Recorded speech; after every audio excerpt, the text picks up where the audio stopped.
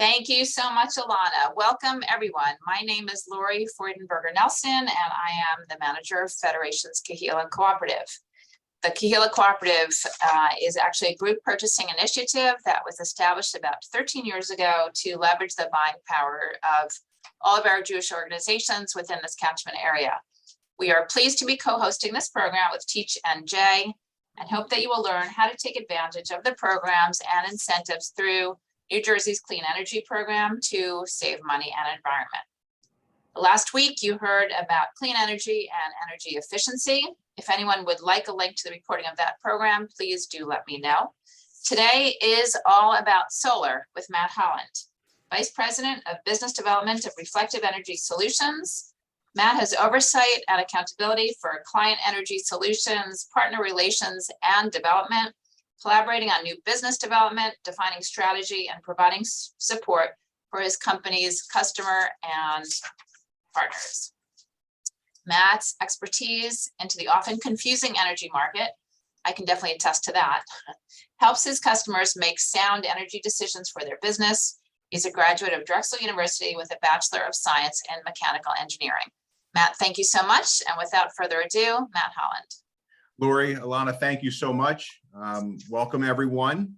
So I just wanted to start off by saying Lori mentioned that the Kahila Cooperative was started 13 years ago, and I was the first person to manage that initiative at the Federation many years ago. So I'm very familiar with the Federation and of the institutions in Northern New Jersey. Also, I wanted to say before we get into the solar piece, I know that the folks, maybe you did, maybe you didn't, but if you're looking into utilizing PSE&G's energy programs, the clean energy programs, that probably will not impact doing solar. In some cases, it may help because reducing your usage will make the solar array even more effective to cover more of your usage, or a smaller solar array would also be beneficial from a cost perspective. So I'm going to share my screen.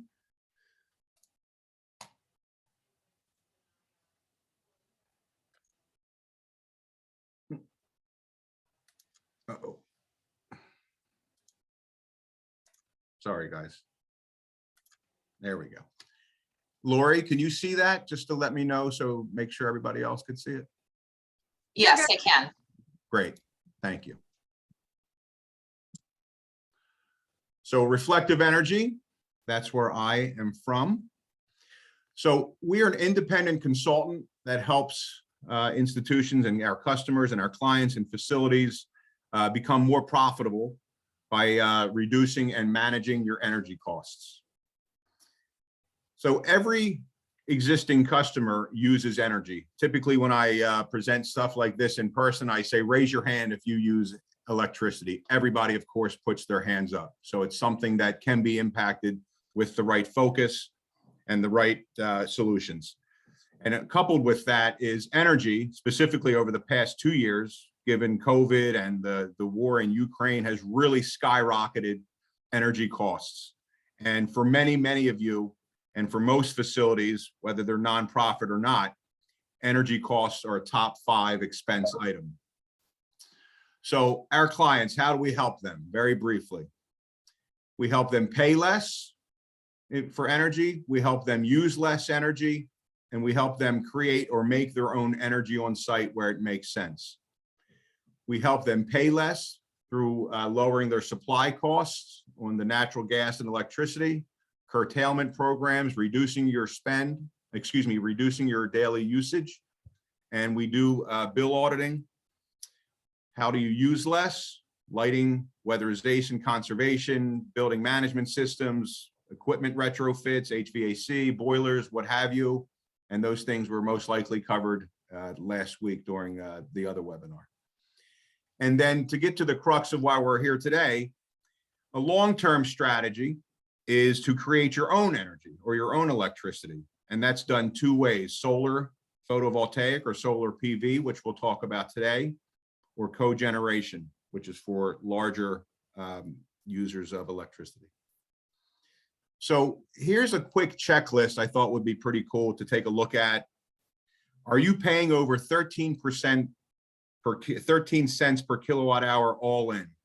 And what I mean by all in, there's two portions to your electricity bill. Most of you are probably in the PSE&G utility footprint. And all utilities around the country have two portions. There's the delivery portion and the supply portion.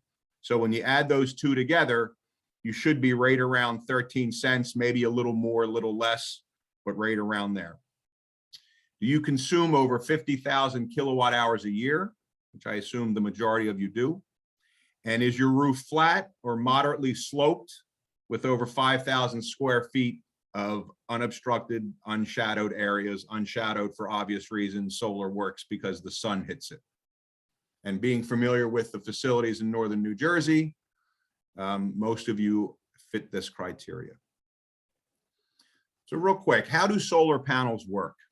So the sun hits the solar panel, the inverter converts that current, direct current, to alternating current AC, which is needed, that comes through your outlet. When you plug something in, it needs to be alternating current. And it goes into your meter. And then this is one of the benefits that we'll talk about. It's called net metering. And that's why it says credited at the meter there. So, and in the state of New Jersey, this one portion says that it sends if there's any overage created by the solar array, it sends it to the grid. In New Jersey, that does not happen. PSE&G does not allow for an array to be larger or create more electricity than what the building uses in the past 12 months of historical usage. So what makes New Jersey solar great? So let's talk about net metering for a little bit.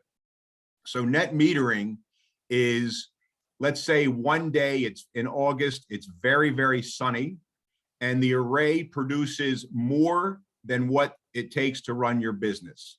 Those excess kilowatt hours that were produced, it goes into what I like to refer to as a kilowatt hour bank, okay? So it goes into your bank, and then the next day, it's not as sunny. The solar array is not overproducing or producing enough to run your business, but what happens is it pulls back out of what was in your kilowatt hour bank to supplement the solar array production, so you guys can maximize what you created, whether it was a day before, a day after, things of that nature. And that net metering trues up after 12 months at the end of the year. Then there's also the New Jersey reimbursable energy certificates, known as the TREC. They call them a transitional renewable energy certificate. So for every 1,000 kilowatt hours produced, you receive a renewable energy certificate for $100.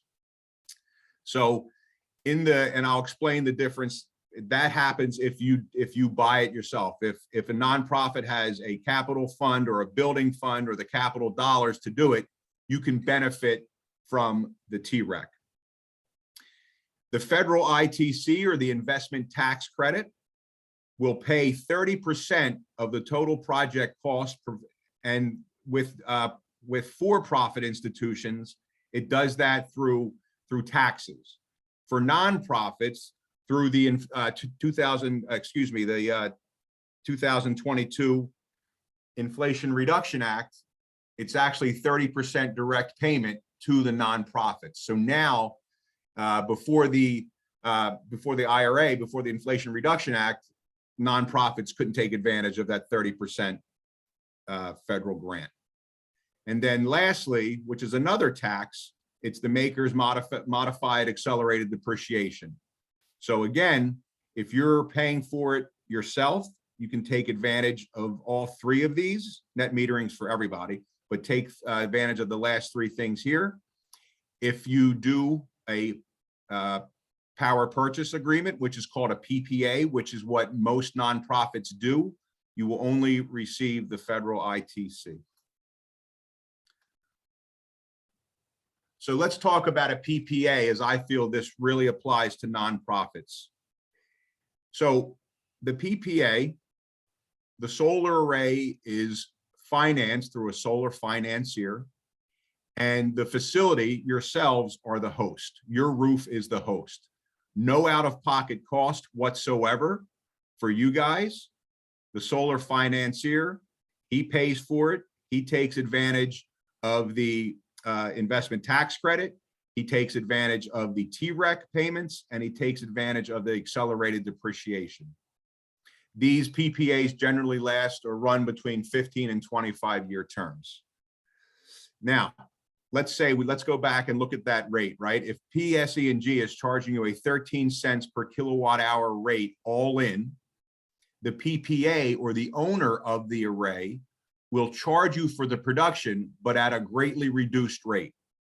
I've seen rates in the 5 cents area, 7 cents, 8 cents, depending on, how the array goes and how it's constructed. But the bottom line is you're paying for your kilowatt hours at a much less per kilowatt hour rate than you would be if you were paying PSE&G. Another beautiful thing about a PPA and the solar financier or someone else owning the project, they take care of everything. The solar permits, the interconnection applications and state registrations. And to be honest, even if you did have the capital dollars to buy it yourself, we would work with you to do all those things as well. It doesn't typically include any structural or resurfacing of a building's roof area, but I will say this, and I know this is important to many of you whose roofs are very old. If a building has a roof that is in bad shape, and repairing that roof is integral to doing a solar project, you can roll that in to the solar project and include it as part of it. And then it may escalate your PPA rate a little bit because they're adding, tens of thousands of dollars to the cost of the project to redo a roof. Another great thing about a PPA is the owner of the array wants it to perform at peak performance because they want it to produce as many kilowatt hours as it's supposed to, because they're charging you for those kilowatt hours. So, and they monitor it daily. If a panel goes down, they know it, they come, they replace it at no cost to you guys because you don't own it, they do. So again, all the paperwork is handled by a third party, not you guys. And another cool thing is if you do have a relatively new roof and you have to make sure what's going to happen, oh my goodness, there's actually a structural engineering independently done to make sure your roof can hold it. These the solar is installed with ballasts, which means it's weighted down. There's no roof penetration. There's no drilling holes in the roof to create, God forbid, a leak somewhere. And so that's that. So that's pretty much it. I want it to be short and sweet, guys, because, solar is very straightforward. Especially in New Jersey, people are becoming more and more educated about solar. And certainly if I didn't cover anything, now or in the next, 10, 20 minutes reviewing the questions, here's my contact information. I'm sure Lori and Alana can send it out as well. But that's pretty much it. I just wanted to thank Lori again for having me. I think solar is exciting. It's a viable solution. A lot of New Jersey nonprofits are going solar. Personally, we're in the middle of projects in northern New Jersey, and they're looking pretty good. So if there are any questions, I am here to answer those.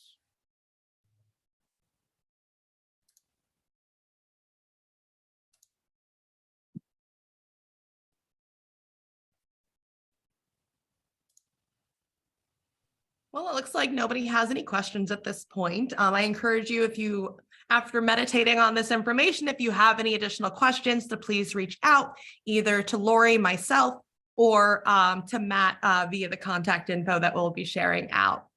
With that being said, I would like to take another moment just to thank all of our attendees, to thank our Kahila Cooperative and Lori, and to thank Matt and Reflective Energy for helping us present this important information today. The information will be sent out again afterwards via the recording. And again, please reach out if you have any questions in the meantime. Thank you so much, Matt. Thanks Thanks, again, guys. Matt. All right. Thank you appreciate it. very much.